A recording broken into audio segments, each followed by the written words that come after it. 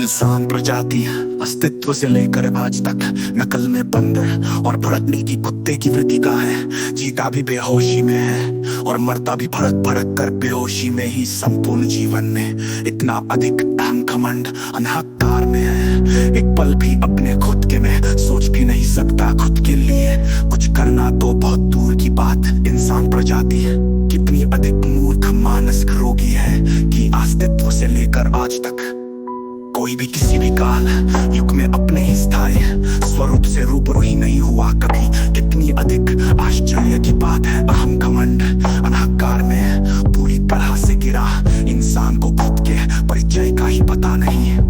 शेष सब तो छोड़ ही दो, वही इंसान जो अस्तित्व से लेकर सृष्टि रचता की पदवी की होड़ में दौड़ रहा है, जो दूसरी अनेक प्रजातियों की भांति ही जीवन व्यापन और अपने अस्तित्व के लिए ही दिन रात प्रयास कर रहा है। अतीत की चर्चित विभूतियों, दार्शनिकों, वैज्ञानिकों, शिव, विष्णु, ब्रह्मा, कबीर, अष्टावक्र, देवगण, गंधर्व, ऋषि मुनि, इन सब ने भी सिर्फ जीवन व्यापन ही किया था और बिल्कुल कुछ भी नहीं किया।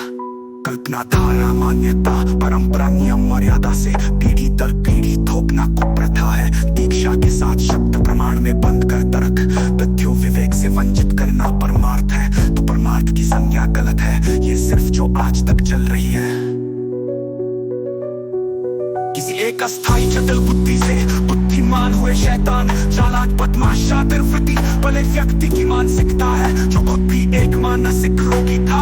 अतीत की सर्वश्रेष्ठ समृद्ध निपुण सक्षम चर्चित विभूतियों, दार्शनिकों, वैज्ञानिकों, शिव, विष्णु, ब्रह्मा, कबीर, अष्टावक्र, देवगण, गंधर्व, ऋषि मुनि सभी अस्थाई जटिल बुद्धि से बुद्धिमान होने पर बुद्धि के दृष्टिकोण से अनेक विचारधारा से प्रभावित थे, जबकि मैंने प्रथम चरण में ही अस्थाई जटिल बुद्धि को संपूर्ण रूप से निष्क्रिय कर खुद से निष्पक्ष होकर खुद को समझकर खुद के स्थायी स्वरूप से रूबरू होकर खुद के स्थायी अक्ष में समित हूँ। यहाँ मेरे अन्नत सूक्ष्म अक्ष के प्रतिबिंब का भी स्थान नहीं है और कुछ होने का तात्पर्य ही नहीं है। अपने अनमोल सांस समय शाश्वत वास्तविक रूप से लिया और जो इंसान शरीर मिलने का मुख्य कारण था, प्रथम चरण ने सिर्फ वही संपूर्ण रूप से प्रत्यक्ष पूरा किया। अब मैं निष्पक्ष समझ से सामान्य समझ में आ ही नहीं सकता, चाहे खुद भी करोड़ों कोशिश कर लूं जैसे सामान्य व्यक्तित्व।